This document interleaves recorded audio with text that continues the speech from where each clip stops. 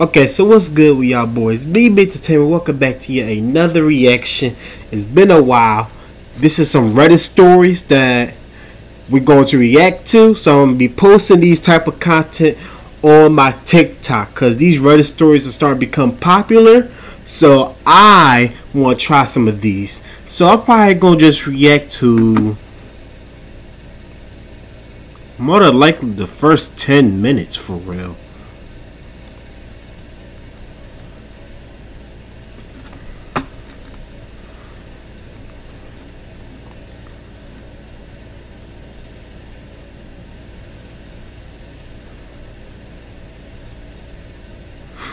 Ooh, this seems more interesting. Serious? Alright, so this one we're gonna be reacting to is gonna be called "People Who Have Had to Kill in Self-Defense. Did you ever recover physiologic?" Ooh, but we're about to react to this, guys. I'm sorry. So hang on, let me just up the volume here. So let's get into the video. So without further ado, let's get into it. Serious Redditors who have had to kill in self-defense. Did you ever recover psychologically? What is it to live knowing you killed someone regardless you didn't want to do it? When I was 8 years old, we lived out in a farmhouse in an orchard. The nearest town was about 10 minutes away and my dad was working far enough away that he stayed away during the week. One morning I heard my mom yelling and I thought I had missed the bus, so I got out of bed and saw a naked man hitting her and trying to grab her. He was out in a bender and had just walked to the nearest lights and broken in. Our dog was barking and nipping at him, but she wasn't a trained attack dog or anything. I ran back into my room and grabbed a little .22 bolt action my dad had given me and the ammo he made me keep separate and loaded it. It seemed like it took forever to load those 5 shots. I ran outside following the dog barking and saw him dragging my mom by her hair. I remember trying to be steady like I had been taught, but I just fired over and over again. I didn't know it at the time, but 3 of the 5 hit him and he was later found by the police after someone dropped him anonymously at S hospital about an hour away with one of the bullets lodged in his lung. At that age I had a hard time processing it, mainly because the state mandated I see a counselor and she kept insinuating I should feel all kinds of emotions I wasn't, which made me feel like there was something wrong with me. In the end I just feel lucky that I was brought up by parents who trusted me and spent time teaching me never to panic. Telling you what emotions you should be feeling sounds like terrible counseling. Wow, so W son, bro. So imagine you just sleeping and you hear your own mother screaming at the top of her lungs because a grown naked man was harassing her. As far as I'm concerned, he really didn't do nothing wrong. Hopefully he did not get in trouble because all this was just in self-defense. So I hope nothing happened to him. But is something wrong with him just because it didn't really affect him? I really wouldn't say no, because I mean there ain't nothing wrong with it. For real, ain't nothing wrong with him. So I wouldn't say this was something wrong with him, because he was just mainly doing his job, and that was to protect his mom. W son. This was back in 2003. I was 14 at the time. I was visiting my aunt and uncle in Texas for my 2-week Christmas break. We were all supposed to go out to my cousin's baby shower, but I came down with the chicken pox. Being young at the time, I didn't want to go anyways. I convinced them to go without me. Ended up playing Halo for a few hours in the master bedroom when I heard a window shatter and the alarm start going off. I remembered that my uncle kept a gun behind the TV, so I grabbed it. It was some kind of revolver. No idea what kind. All I know is that the hammer was really hard to pull back. What seemed like 5 minutes later I hear someone coming up the stairs and yelled at him to go away and that I had a gun. Being so young though, I had the voice of a little bee and the guy probably thought I was bullshitting. When he got to the top of the stairs I fired once and the recoil made me drop the gun. But I think I hit him somewhere since he fell backwards down the stairs. I never found out how the guy died, but I hope it wasn't from the gunshot. I called 911 and some time later the police came. It turns out that this guy got out of prison a few days before. The guy was a drunk and managed to hit some delivery guy on a bike during one of his drunk driving routines. My uncle was his defense attorney. Turns out that it's pretty hard to defend someone when there is security camera footage of you running some guy over and driving away. Guessing that he blamed my uncle for the 5 years he spent in jail and decided to get revenge. Whoa, what a piece of crap. Glad you took him out of the gene pool. Nah, for real. Like, for real, cause he really got what he deserved. That's something that's called, I like to call karma. Cause imagine being his lawyer, you try to defend him, you try to make it seem like he's not guilty. All that, he just sounded ungrateful to me. Just really ungrateful. Throwaway for obvious reasons. Back in 2012, 2 men busted in my back door. It took them a few minutes as it was a metal door on a metal frame with sturdy hinges and a lock. One of the guys was probably 6 feet 6 inches and pretty large. He was finally able to break it off the hinge with a crowbar. When I heard them start hammering on the door, I told my wife to call the police and lock herself and our baby behind 2 doors, and I went out into the hallway with a shotgun. I kept yelling at them to leave and that the cops were coming and that I was armed. They kept coming. Eventually I heard a pop and the banging stopped and I knew they were through. I told them in no uncertain terms that if I saw them in my house, I was going to kill them. A few seconds later they came around the corner both holding what appeared to be weapons, and I shot the bigger one twice in the chest. The other one just stood there confused, probably trying to process what in the heck had just happened. He took 1 step towards me and I shot him as well. Police showed up about 2 minutes later. Both died at the scene. One had a knife and duct tape, the other had the crowbar. I later found out that the larger one was wanted for some sort of manslaughter charge because he killed his girlfriend a state over. I have zero regrets about that night. They had multiple chances to leave and I have no doubt that they would have hurt my family if I had not stopped them. I mean, hey, as a father, you gotta do what you gotta do. Even though it sucks that you had to kill him, but at the end of the day, you're the dad, you're the provider, you're the provider, you're the protector, you're the leader of the house.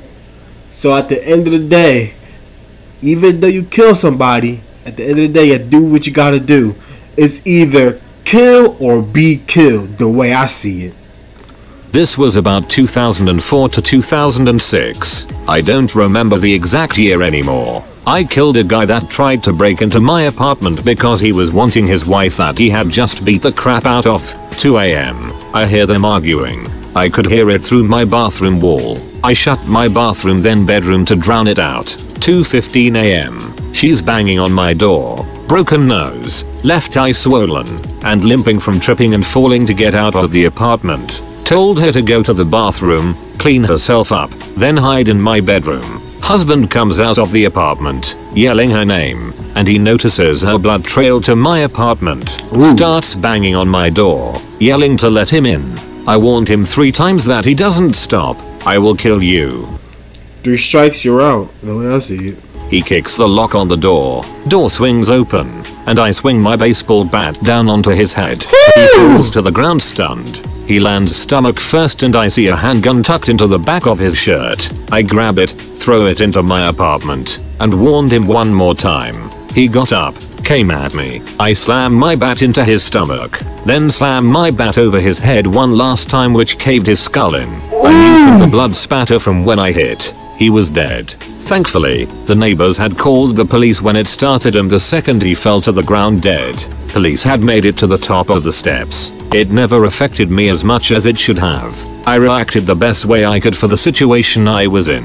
I don't think about what I did anymore. I can't fix the past. Well, that sounded brutal.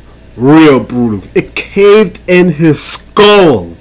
Listen, I can't even be mad. He gave you 3 chances, no, 4 chances to escape. Like, you saw what he was able to do to you. You wasn't, like, he messed you up bad. You had 1 last chance to escape.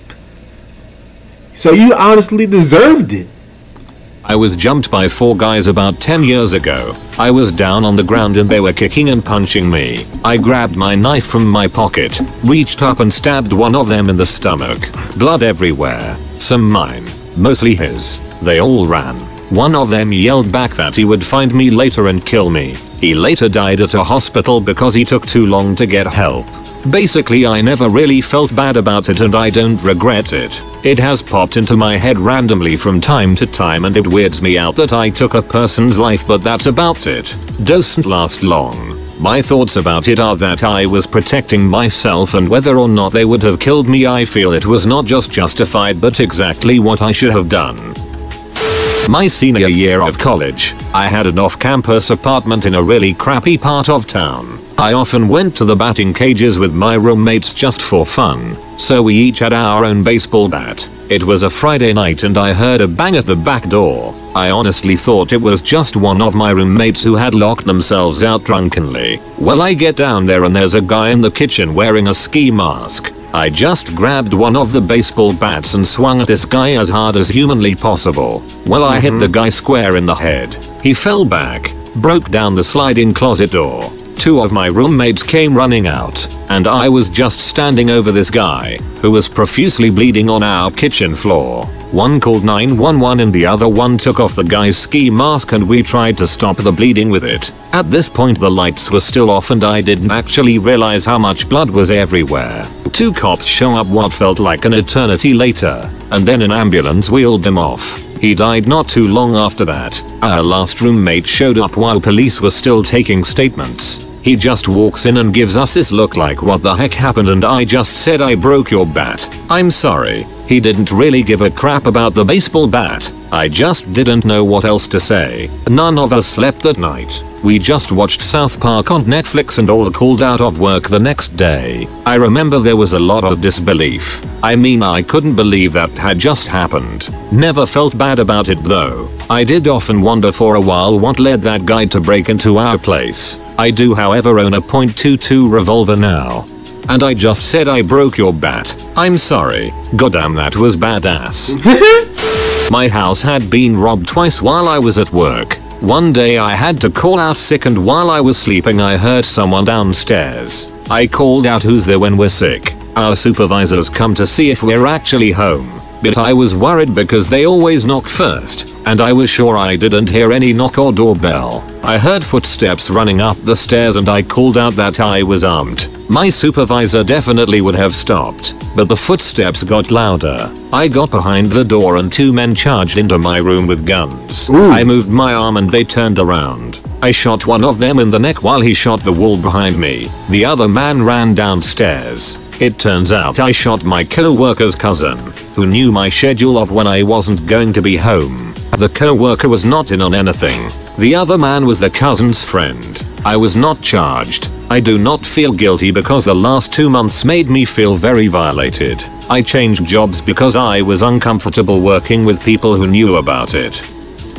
Happened about a decade ago. I was walking back home and these 2 kids tried to rob me. I don't necessarily know what age they were, but they were somewhat short. I live in a country in which the average person isn't very tall and pretty scrawny. I was pretty deep into depression that had me at a point in which I didn't really care about much of anything and was contemplating suicide constantly. So as weird as it might be to say, I wasn't particularly scared, which is probably why he kept getting even more agitated. Both were probably on drugs. One with a gun was yelling more and more, and for some reason I reached out for his gun. In the struggle the gun fired twice. Both times he got shot and died. The other one started yelling for his brother, charged me with the knife he had. I shot and kept shooting until the gun ran out. I called the police. They couldn't pretend to care less. 2 junkie kids on drugs. Yeah, would probably be different in the US. At the time the only thing that freaked me out was the fact I wasn't freaking out. I kept thinking I was some kind of monster, yet was mostly indifferent towards it. A year later, after I got on meds for my depression and it felt like it crashed on me pretty hard, got heavily into drinking. I work graveyards at a gas station in that gray area part of my town where a good neighborhood is immediately bordered by an extremely bad one. So I see all sorts of crap, both good and bad. A couple years ago, 4 or 5 now maybe. I usually try not to think about it. I was in the back room stocking and hear the front door open. So I come out face first into 2 younger guys running in with guns drawn. I carry, but I'm not the idiot that thinks he can draw. Ready, aim and fire before someone with a ready weapon kills me. So I put my hands up and stop moving.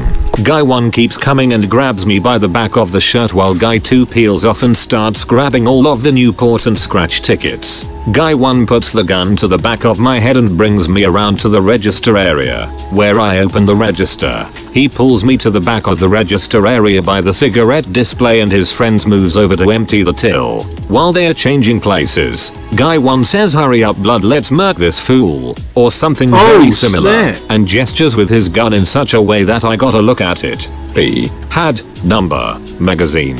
His friend may have, but he was facing away, on one knee, with his weapon stuffed in his rear waistband with his freaking comically long shirt over it. Unfortunately for them, my CZ75 compact most certainly did. I smacked Guy 1 in the head with right hand as hard as I could, and drew while shooting upwards at him. I wasn't really aiming, just fired twice into center of mass from just above my hip. First round caught him in the upper sternum collarbone area, and the second caught him in the base of the neck and traveled upwards through his skull, before finally ruining the Marlboro light display with bits of his head. Oddly, those cigarette cartons with the red on the white and gold are my clearest memory of that night. I spun towards Guy 2 and fired 3 more times, catching him once in the upper abdomen and twice in the chest. I immediately called 911. And then proceeded to sit on the floor in silence for the 10 minutes it took them to get there, shaking. After all, the adrenaline was wearing off. All said and done, I was questioned for about 20 minutes, and my weapon was confiscated for the duration. But other than that and a month of nightmares, I was fine. Nightmares stopped once the detective in charge of the case let me know that I wasn't the first store they'd robbed and killed or severely beaten the other checkers. Then I was just glad that I'd removed trash like that from the world. Can't hurt anyone now. P.S. Honestly, most of my memory of that night is a big adrenaline blur. Only reason I have any real details besides idiots with empty guns rob someone with bullets is because of the tapes and police reports. Except the cigarettes. If I ever need a justice murder boner, I remember the Marlboro lights. Woo-wee, that one was a hefty one. That was a hefty story. But hey, that's the definition of karma. That's what happens. Hold up. Yeah, that's just karma, guys. But hope you guys enjoyed the video. If y'all did, make sure I caught you punched like I've been in the face like a boss. Peace out.